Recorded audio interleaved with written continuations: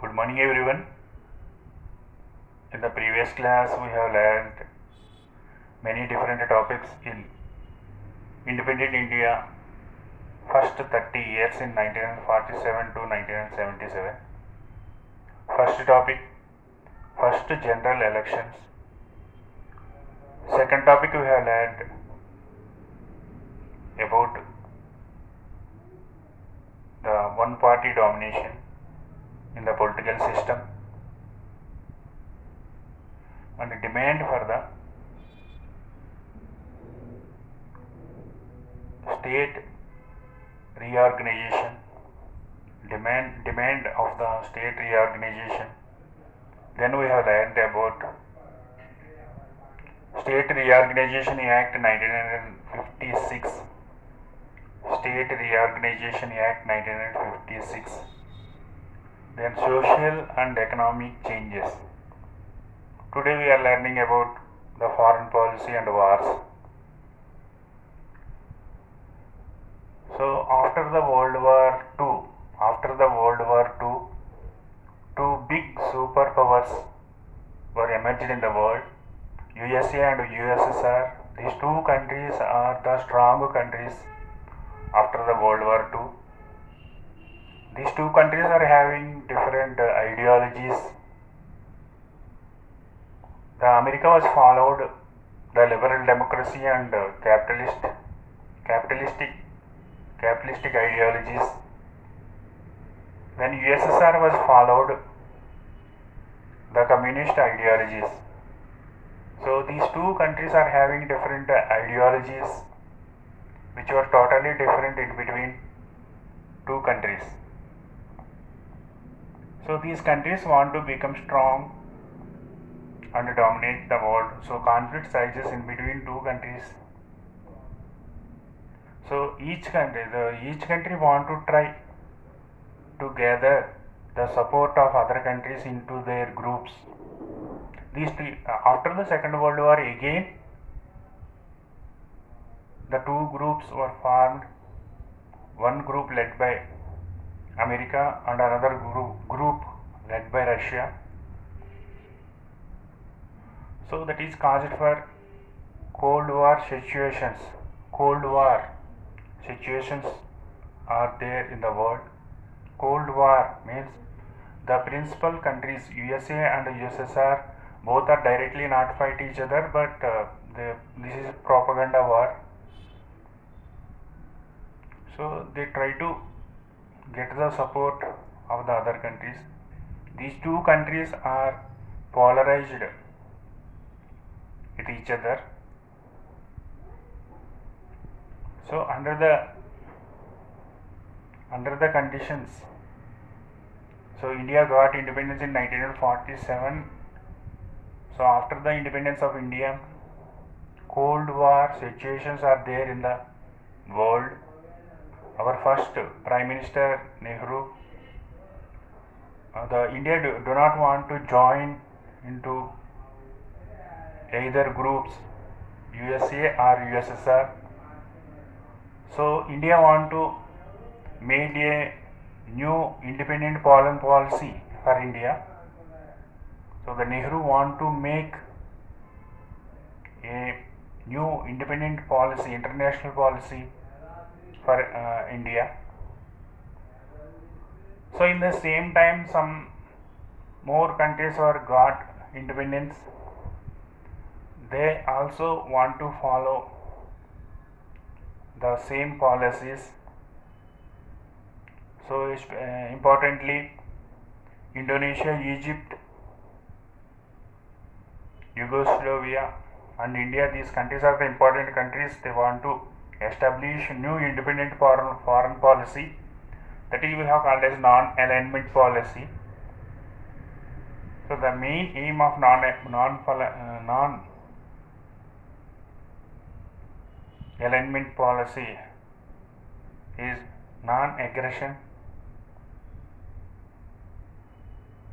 to other countries and respect the international borders.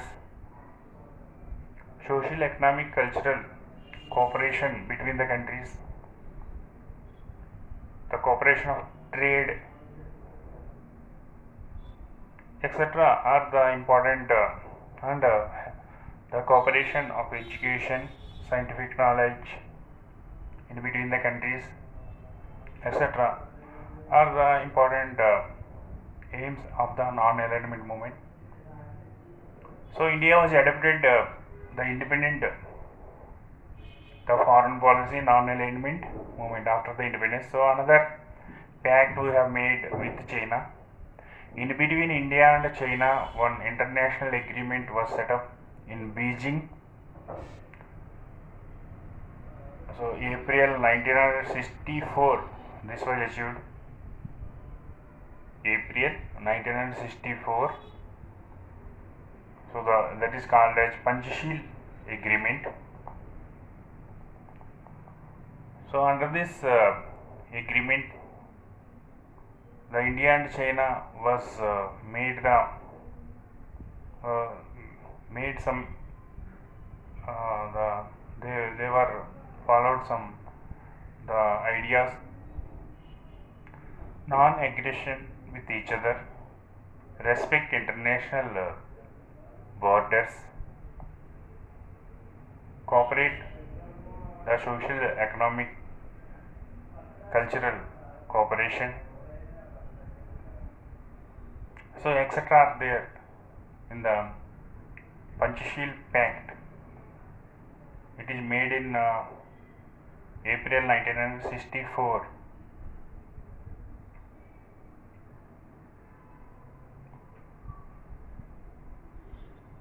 So these two are the important foreign policies India was adopted. So wars. So there are two wars we are engaged after there are two wars. Importantly, we did say that is 1948. In 1948, India was the Pakistan was declared. In between India and Pakistan, war was held in 1948 for Kashmir issue. In that war, India was won the war against the Pakistan. So Pakistan was occupied some territories in the Kashmir. Those are the Pakistan occupied Kashmir POK, and a new border was set up in between the Pakistan and India. So the some little part was went away to that is considered to be as the Pakistan occupied Kashmir, and the remaining parts India line of control, LOC line of control, that is come under the India. So like the war was happened in 1948, and then after another war in 1962. In 1962, the China was invaded India. So in between India and China, war was held in 1962. In that war, India was lost heavy human lives and money. So in the China war, India was lost heavy human lives and money in that war. So like these are the important reason in, and also the war in 1965, the Pakistan was invaded India in 1965. In that war, Lal Bahadur Shastri Prime Minister, we won the war. And again in 1971, war was happened in between India and Pakistan about the issue of Bangladesh. So these are some important points for foreign policy and wars. We are going to another point, another topic, that is the succession. Succession, the succession. So the Nehru died in 27th May 1964. 27th May 1964. So Nehru died in 27th May 1964. After the death of Nehru, the political disturbance came in India. the critics raised their doubts about democracy. Can the democracy itself survive or not? So after the death of Nehru, critics raised their doubts about the democracy. Can the democracy itself survive or not? But Congress party successfully was transfer the powers to Lal Bahadur Shastri. Lal Bahadur Shastri was an honest and able administrator. He was become the prime minister in 1900 after the death of Jawaharlal Nehru. During his rule of Lal Bahadur Shastri, he was faced several challenges. During the rule of Lal Bahadur Shastri, he had faced several challenges.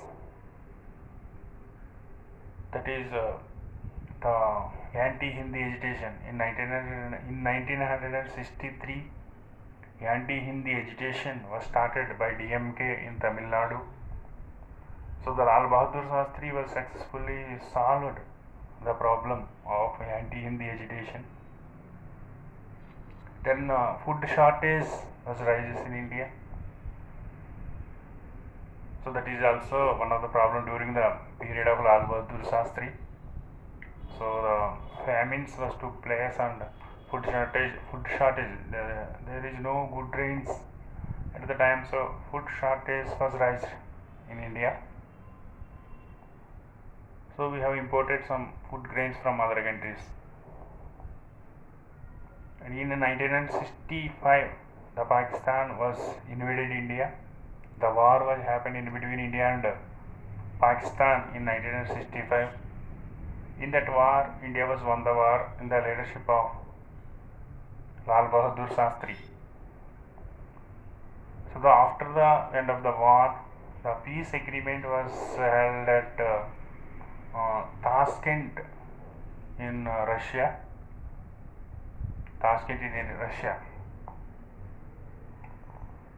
So, but unfortunately, untimely death of Lal Bahadur Shastri at Tashkent in Russia in 1966. Untimely death of Lal Bahadur Shastri at Tashkent in Russia. So after the death of Lal Bahadur Shastri, the Indira Gandhi became the prime minister of our country. After the death of in 1966, after the death of Lal Bahadur Shastri, Indira Gandhi became the prime minister of our country. So now we are going to another topic, that is anti-Hindi agitation. In 1963, central government was passed the Hindi as the official language act was passed in 1963 in the parliament. So the DMK, Dravida Munnetra Kazhagam, DMK in Tamil Nadu, believes that this is the attempt to foist means impose the Hindi to the other states. DMK believes this is the attempt to foist means impose the Hindi into other states, and the DMK was opposed this act and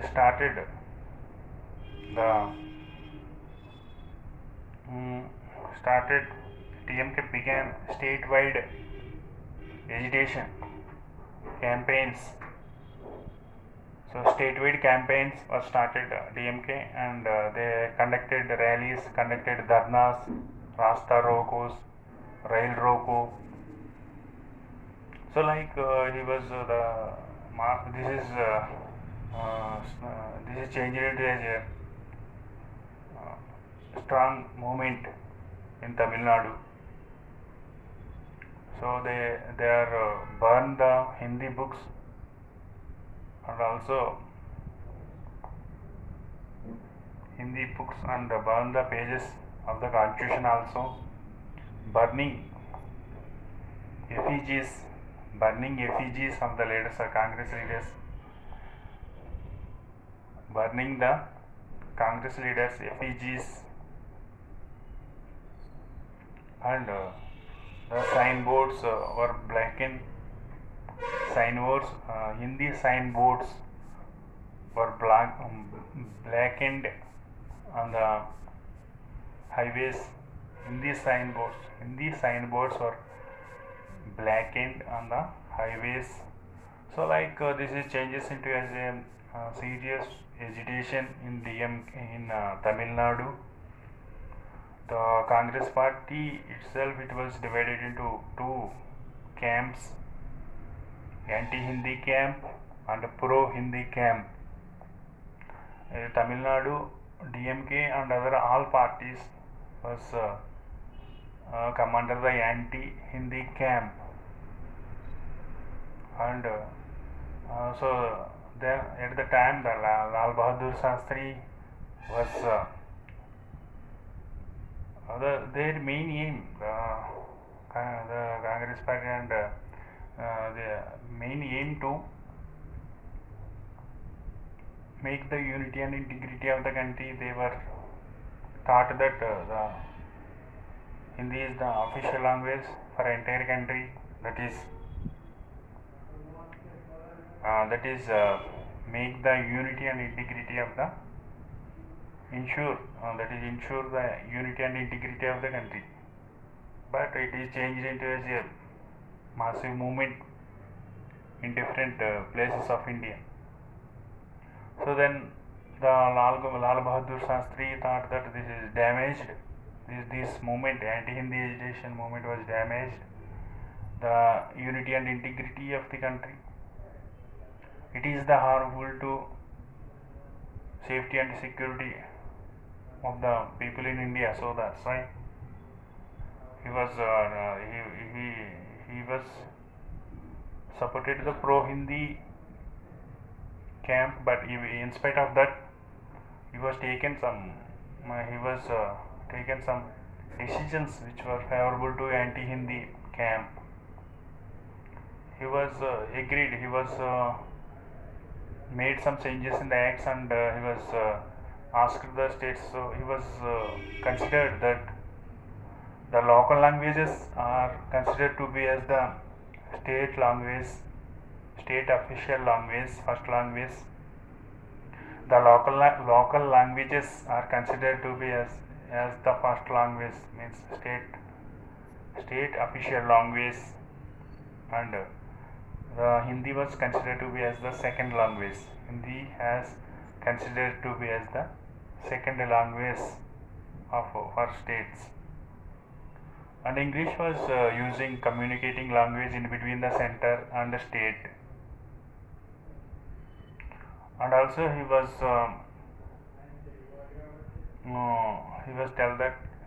told that the English was used in the civil service exams along with the Hindi. So usually English is also used in civil service exams along with Hindi. Like that, the Lal Bahadur Shastri made the changes in Hindi, the official language act, and he solved the problem. So we have completed 3 topics today: the foreign policy and wars.